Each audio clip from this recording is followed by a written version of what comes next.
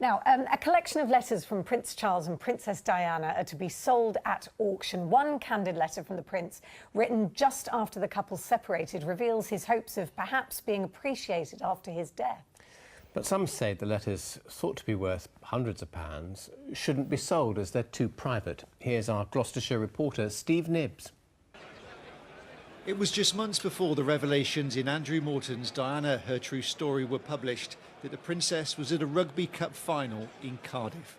That day, she'd written this letter to a mutual friend of her and Prince Charles, the interior designer Dudley Poplack. "I've been fascinated," she said, "by the contents of the daily meditations, and for a couple of years now, I've followed the French philosopher Omran Mikhail Ivanov's way of thinking." It gave little away, unlike those from the Prince. It is announced from Buckingham Palace that, with regret, the Prince and Princess of Wales have decided to separate. 2 days after the Prime Minister's announcement, Prince Charles wrote to Mr Poplack, "Perhaps they will appreciate the things I try to do after I am dead. It can be pretty awful having to live through all the misinterpretation and the flack.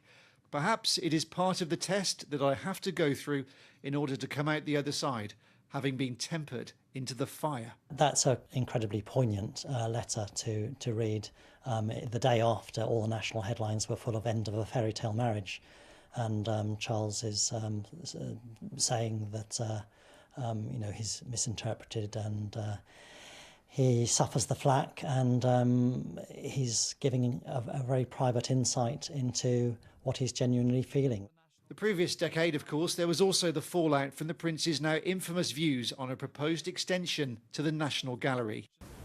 But what is proposed seems to me like a monstrous carbuncle on the face of a much-loved and elegant friend. And following a BBC documentary the Prince fronted about modern architecture, he wrote to a friend saying, "I was trying to strike a blow for the ordinary bloke's point of view and hope it will have encouraged some people to pluck up courage to call the experts bluff. Perhaps in 30 or 40 years' time, I will be viewed as someone who got it all wrong and my memory will be reviled." So, 30 years on, should the private letters be sold on the open market? I think that in many years to come, I don't have an issue with the fact that they might become public information, but not just now when we're all kind of, they're alive.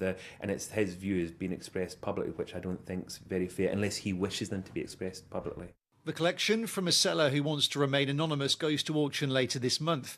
Each letter is valued at several £100s. Steve Nibbs, BBC Points West, Cirencester.